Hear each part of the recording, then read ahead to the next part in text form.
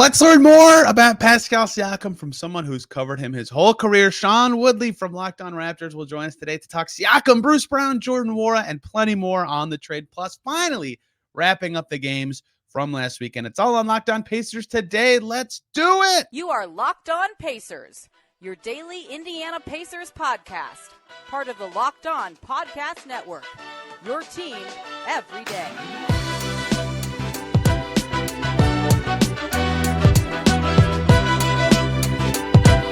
Crossover time, a blockbuster trade. The Raptors' second one in 4 weeks. The Pacers' first one since they got Tyrese Halliburton, Pascal Siakam, an Indiana Pacer, Kyra Lewis, Bruce Brown, Jordan Nwora, or Toronto Raptors. I've been talking about it alone. Sean's been talking about it alone. Now it's time to do it together. I'm Tony East with Locked On Pacers, and he's Sean Woodley with Locked On Raptors. Sean, you took out the best part of your Twitter bio without telling me, which was naps at couch. I think it's been gone for a while.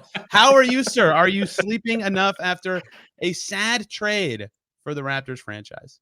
Yeah, like depression sleeps. Yeah, it's like, oh, it's 3 p.m. I could be productive, but I'm sad, so I'm gonna take a sad nap. Yeah, that's where I'm at right now. Also at couch, still putting up numbers over there at couch. But yeah, also at couch was like a guy. It was like a tech bro from Silicon Valley. I didn't really want to be promoting that guy. Just in case. We don't know how Silicon Valley guys operate. I don't want that in my bio anymore.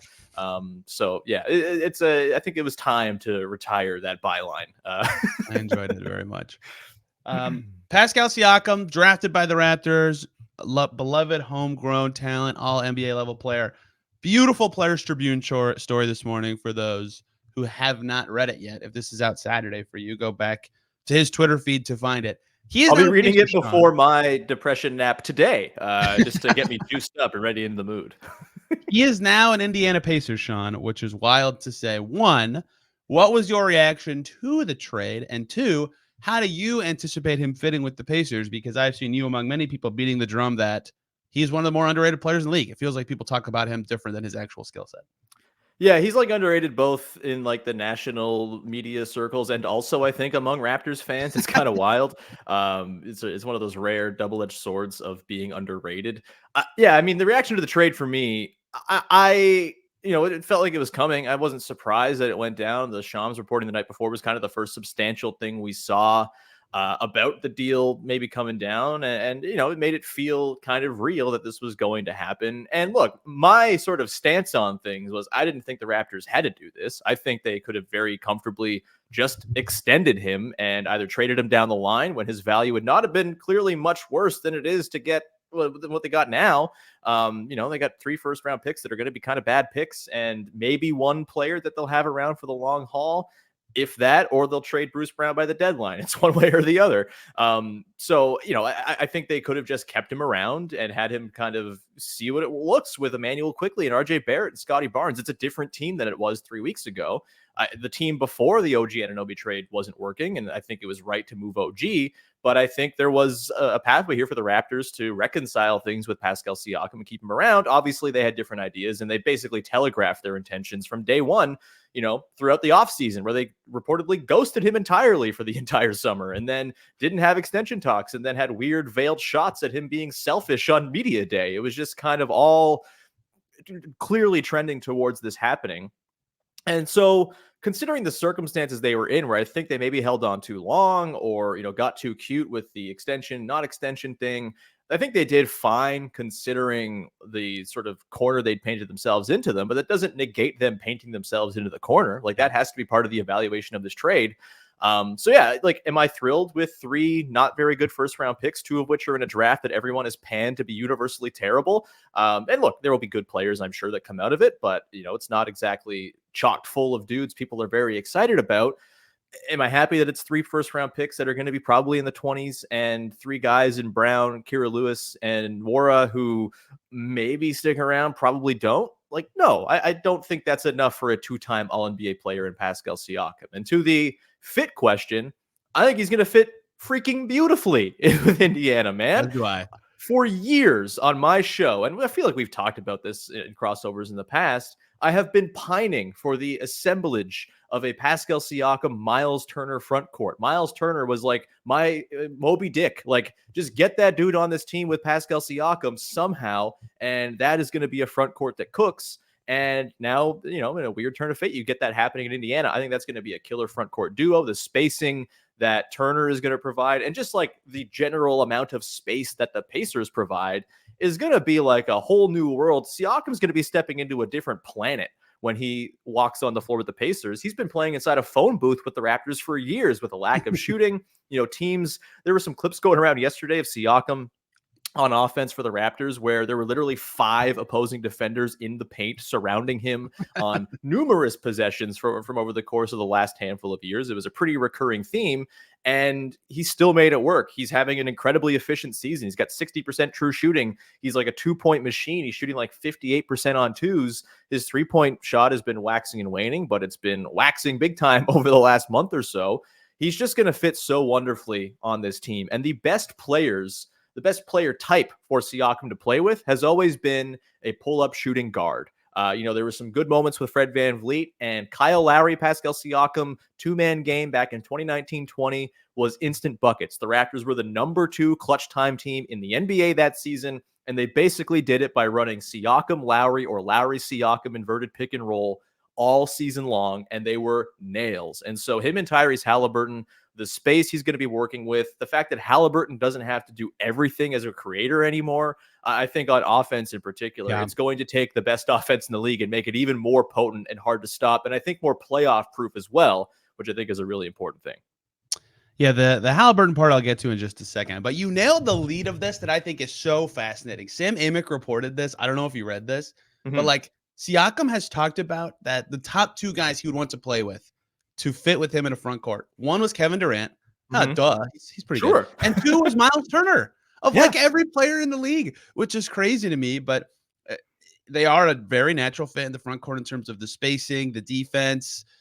Turner can defend at a level that apparently Siakam really likes. He can stretch out the lane. Miles Turner went on the record talking to Sam Amick this week in Sacramento, which was fantastic. But I think that is really fascinating. 1, that he's thought about that already, and 2, that it's now a thing that his dream front court partner is now on his team, especially because, hey, they have to re-sign Pascal Siakam in 4, 5, 6 months whenever they have to do that.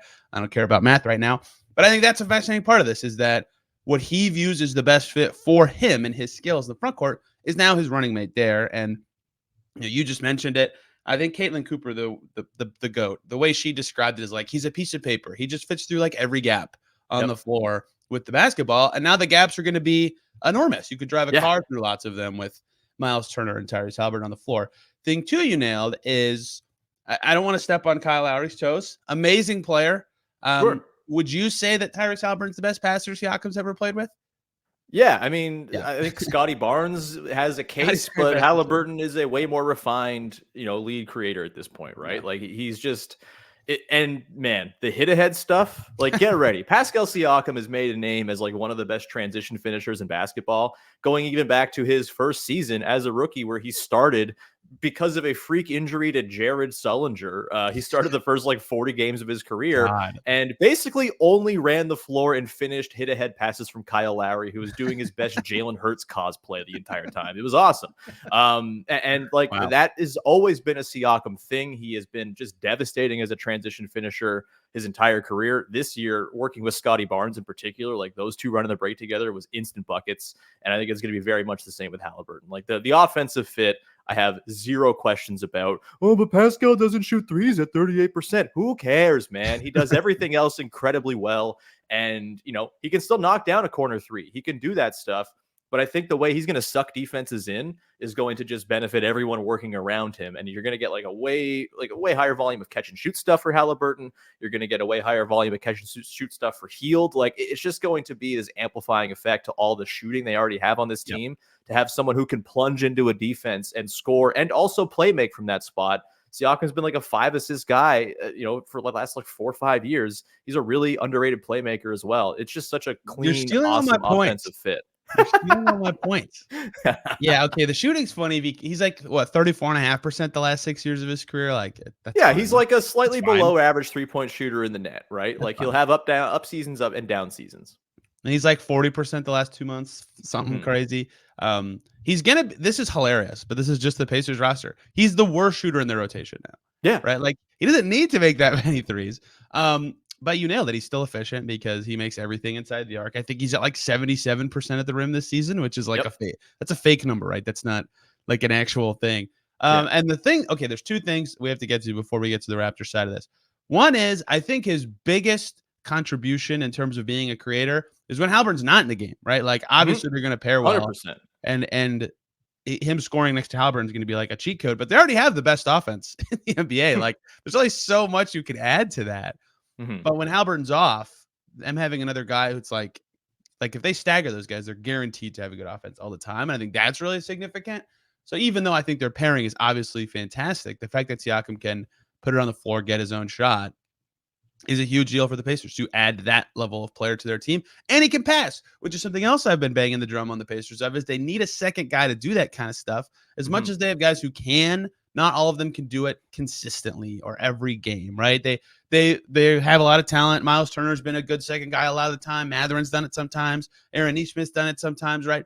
But having one like, oh, this is who's doing it every game is the last thing. Last question for me before we get to Raptor. I have characterized his defense as average on this show this week. Would you say that's correct? Too high, too low? Is it waning? Where do you stand on that? Yeah, he's not the defender he used to be, right? If you go back to the bubble, for which he's much maligned for having a rough offensive run against the Celtics in particular, and like rightly so, he was really bad on offense in that series. He was also like, that was one of the single best runs of defense I've ever seen a Toronto Raptor play. He made lineups that featured Kyle Lowry, Fred VanVleet, and Norman Powell, 1, 2, and 3, viable against the Boston freaking Celtics in the playoffs. Because he was that good as a backline help guy, as a backline rim protector, as a small ball five. He's not that guy anymore. He does not have the same juice as a defender. But I do think a part of his drop-off this season can probably be attributed to the fact that there was a giant cloud of uncertainty hanging over this team and his future, and it was pretty clear he wasn't really in the long-term plans. We saw this happen with OG Anunoby the last month or so before he got traded to the Knicks. He was basically quiet quitting on defense. And then he goes to the Knicks, and all of a sudden they're the best defense in the NBA. And Tom Thibodeau is like screaming in joy of, oh my God, I have a single, like a one-man defense to play with. This is incredible. Like, I would imagine there'll be a bit of an uptick for Siakam in terms of the effort and stuff on defense coming to the Pacers. And he's like a smart defender, I'd say. He's not like going to be a sexy box score guy. He's not going to rack up the blocks. He's going to get, a steal a game maybe. But he's just like a smart rotational guy. If you're sending two to the ball, he's really good at being that second guy with his length, kind of making those passes out of double teams really difficult. I think another thing too is he's gotten really good as just like a guy who can be in front of like a slippery wing or a slippery guard and kind of switch on in those situations and be totally fine and passable. He'll get blown by sometimes here and there, but I think for the most part, he's pretty quick laterally and can stay in front of guys. He's not a bad defender by any means. He's, I think, average with peaks of pretty good, I think is how I'd kind of describe him. And I would hope that there'll be more peaks for this Pacers team where, he's playing next to a rim protector who makes a lot of sense. And he's going to be asked, I think, to do quite a bit on the defensive end. Yes. Playing next to Aaron Nesmith, I think, will be helpful as well. Like Nesmith, Siakam, Turner as a 3-4-5. Don't mind that at all as a sort of a defensive core for your team. The Pacers are still not going to be an amazing defense, but Siakam gives them a chance of being passable for sure. Filling in that spot better than Obi Toppin, that's for sure. Since the Pacers lost, now Raptors legend Thaddeus Young, and I have a question about him for you in a minute. Their starting force have been like Sabonis and Justin Holiday and Obi Toppin and Jalen Smith. It's like these are fine players, but like not good four defenders. Pascal Siakam is a fine four defender, so one that helps that alone, and two, now everybody else is naturally playing the correct position defensively more often, which I think is just as important as Siakam's impact alone. Let's talk Brucey B. Let's talk Jordan Nwora. Let's, I guess, talk about Kyra Lewis, although I can't really talk a lot about him. But before we talk about any of those people, we got to talk about the lovely folks over at PrizePicks, Sean, the largest daily fantasy sports platform in North America. It's very simple. You pick more than or less than on 2 to 6 player stat projections and watch the winnings roll in. For example, Kevin Durant Pascal Siakam's favorite front court ideal partner for more than or less than 28 points in a given game, or Trae Young on the not so fun to watch Atlanta Hawks for more than or less than 10 assists in a specific game. Perhaps not those exact lines, but you get the gist on PrizePicks. With football going on, you can do combo leagues. For example, LeBron James and Travis Kelce at a 10.5 combo of 3-pointers made plus receptions, more than or less than on that. And PrizePicks has their reboot policy, which they're proud to offer. So you can stay in your entries, even if one of your players gets hurt. For football and basketball games, if a guy exits the game in the first half, doesn't return, you'll get rebooted. The only daily fantasy sports platform with an injury insurance policy. Go to prizepicks.com/LockedOnNBA and use the code LockedOnNBA for a first deposit match up to $100. That's a lot of money. Go to prizepicks.com/LockedOnNBA. Use the code LockedOnNBA for a first deposit match up to $100 at PrizePicks. Daily fantasy sports made easy. Back here, crossing it over. Locked On Raptors, Locked On Pacers. Sean, this is fantastic. I have to ask, has Thad Young done his famous quote that he does on every team he goes to where he says, I like it here because my teammates aren't buttholes? I feel like maybe that happened a couple years ago. The Raptors' last couple of seasons have been like a malaise of sadness, so I don't really like retain a lot of these things. It's just kind of like a blur. I'm sure he look, the team also had like weird vibes the last couple of seasons. Maybe it wasn't warranted for him to say that. I hope it's in there somewhere. I'll have to go back in the backlog to see if he did. But yeah, we love Thad Young. And now he's like playing basketball for the team again, which is bizarre, but kind of fun. He's like throwing down dunks and whatnot, playing small ball 5, doing it, medium effectively. But it's been, it's been a treat having Thad around. It just as like a guy. It's always nice to have a dude like that. Thad Young, teammates aren't buttholes. Google search turns up that he said it about the Bulls and the Pacers and the Spurs. I certainly hope the Raptors have no butthole teammates. If not, that speaks to the culture decay in Toronto over the last many years. It's a real crying shame. Tony, maybe I take the reins here and kind of grill you on some of these Pacers dudes coming over to the Raptors in this trade. I mean, I guess first, like, what was your reaction and what is sort of like the general consensus reaction to this trade? Because look, I think I've made it clear I'm not thrilled with the return. It also seems from a lot of the stuff I've read from, people not like yourself or Caitlin Cooper who know what they're doing. Like it seems like there's been a lot of really 3 first-round picks for Pascal Siakam. That seems like a lot. There's like sticker shock to it without really looking at the context of what those picks look like or looking at the context of what Pascal Siakam is as a basketball player. And for me, like, and I say this as lovingly as possible, if you don't like this return for the Pacers, where they didn't give up any of their promising young players to get Pascal Siakam on their team, I kind of think you're a lunatic. Am I like, do you agree with me on this?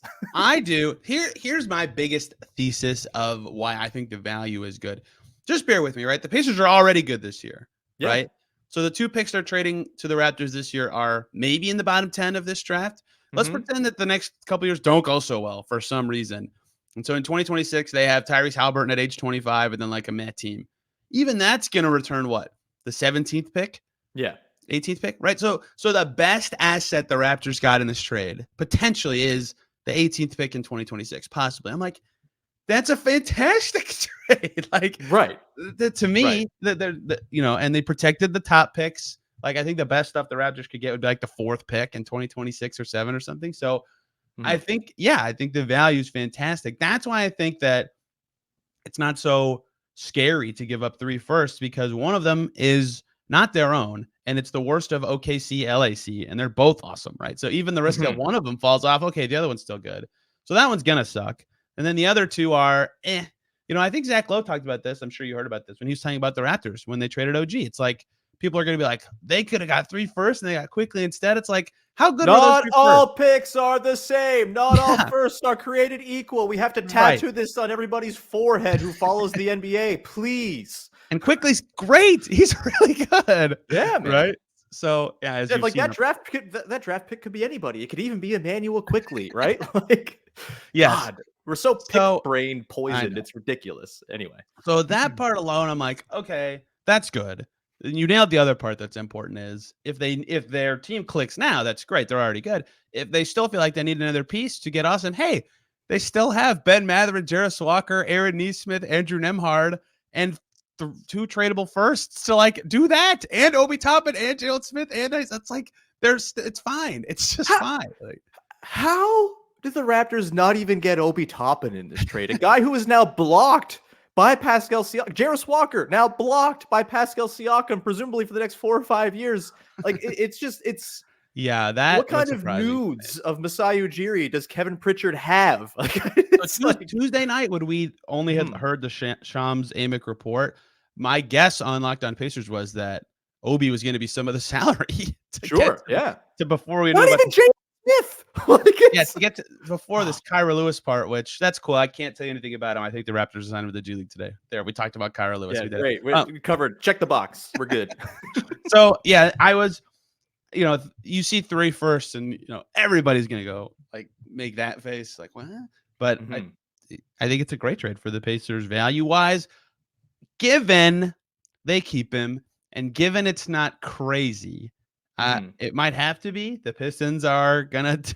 They have a lot of cap space. The Sixers have a lot of cap space, and that's unique, right? A good team, but presuming the Pacers can keep him, which every insider has suggested that that's going to be the case. Then yeah, it's fantastic, I think. And as Jordan Nwora and Bruce Brown and Kyra Lewis are all expiring contracts, like no long-term value lost there either. So yeah, the return I think for the Pacers is very good, as you've seen on the other side. Yeah, I mean, you got to have, like, in the NBA, if you're going to be a real team, you're going to probably have 2 max guys. And are the Pacers going out and shopping at the very top of the market for max guys? A, no, because free agency's dead and Pascal Siakam is the best free agent this season anyway, assuming Paul George signs on. And B, like, again, like, you're the Pacers. Like, this is no shot against, every Pacers fan knows it's the same plight the Raptors have.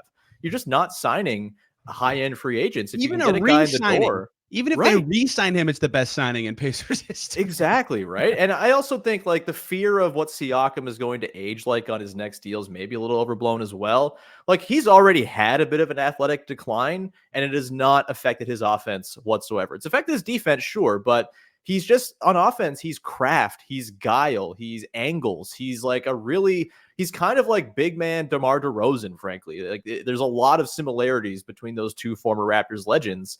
And DeMar's aged beautifully because he's crafty. He's just like, he's got the old man game. Pascal Siakam is going to be schooling dudes at the Y when he's 55 with his old man game. And I think at the very worst, he ages by the end of this contract into being something slightly less than a max player, sure, but I don't think he's going to like fall off a cliff by any means. He's been very durable throughout his career for the most part, even with a couple of big injuries. They've kind of happened in the off season or early in seasons and stuff like that, and he's been able to return. He led the league in minutes over the last 3 seasons combined. Like he racks up the minutes, he plays a ton, and he usually stays pretty healthy. I think, yeah, maybe by the end of his deal, when he's 33, 34, he's not the same player he is now, but you got at least 2 or 3 years of, I think, prime Pascal Siakam left. And then, you'll still have Tyrese Halliburton, who's going to be giving you way more than the surplus of max value or whatever we're talking about here. And they also have all these young guys who can fill in and be sort of cheaper role players on the margins as well. I think it's just, it's a perfect fit all around.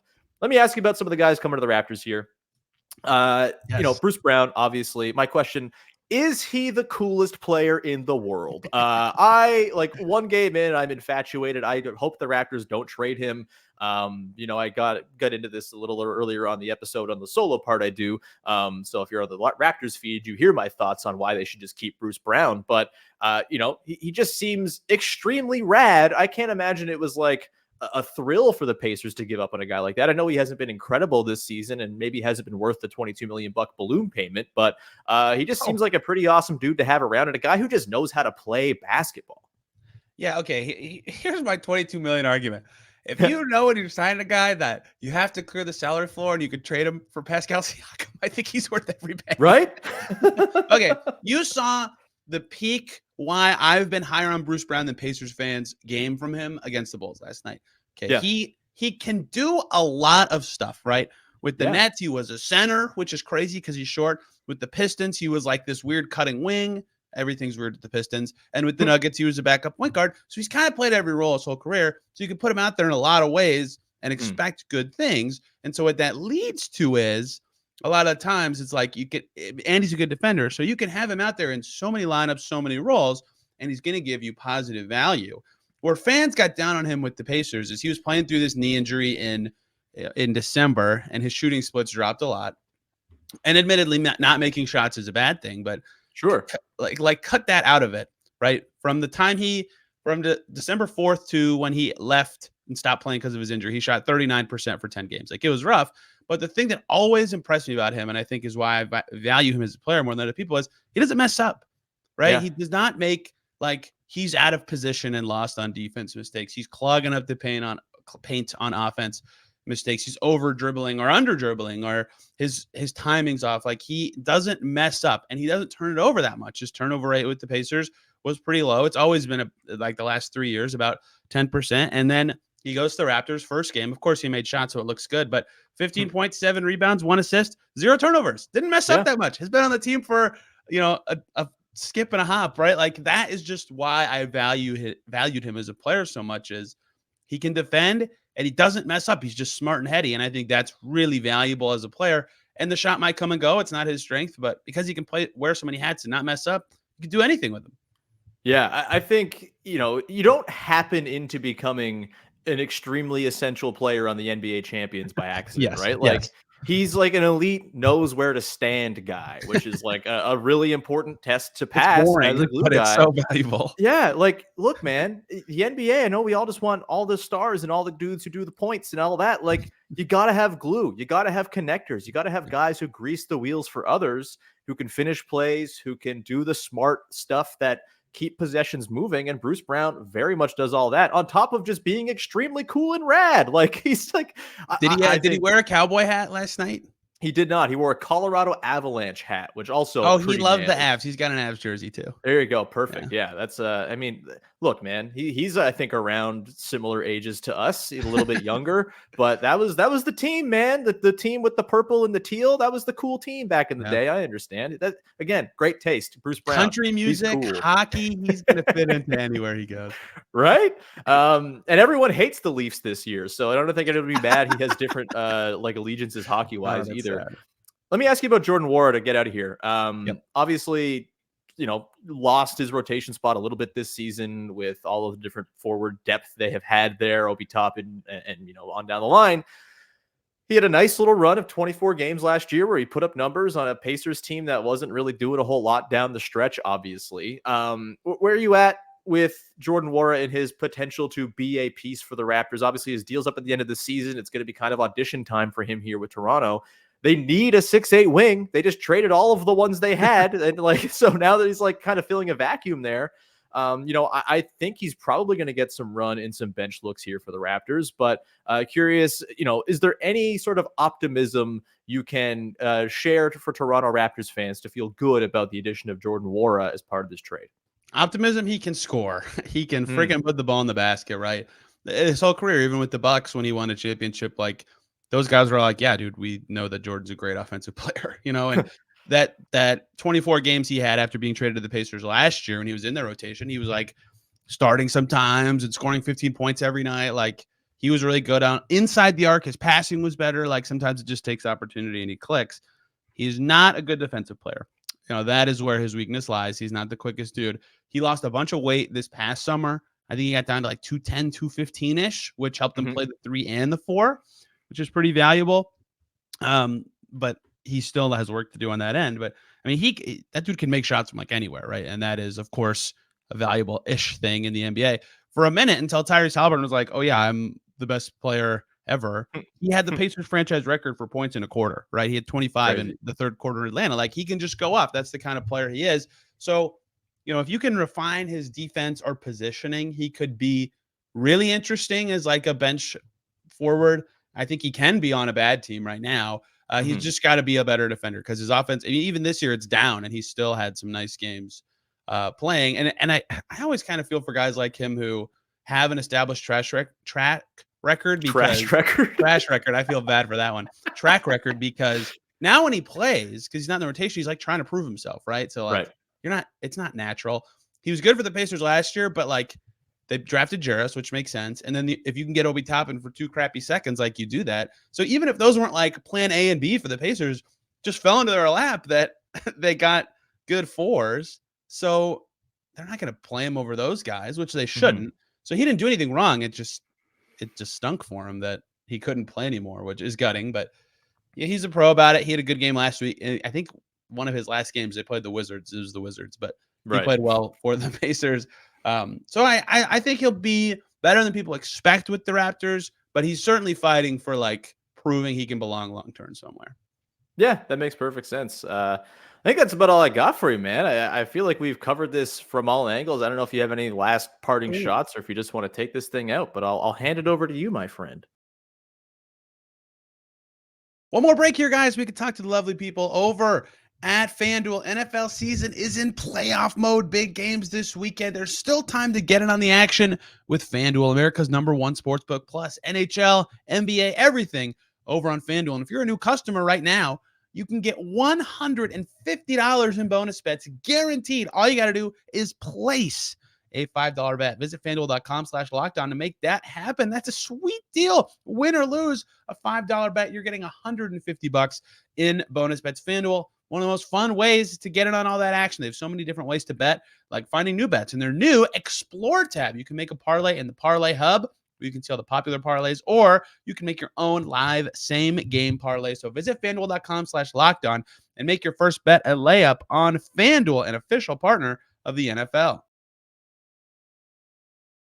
Back here on Locked On Pacers, thanks for making us your first listen today and every single day. Check out Locked On Blazers if you still have time before that game tonight. If not, check out Locked On Suns for the Pacers' next opponent after that game. What we're going to do now is talk about last weekend action. I'm going to squeeze in 5 minutes of this because I haven't had a chance to talk about the Hawks game or the Nuggets game, which turned out to be Bruce Brown's last games with the Pacers. I was at a bachelor party last weekend for the guy who will be my best man next year. So obviously not going to skip any of that to watch the Pacers.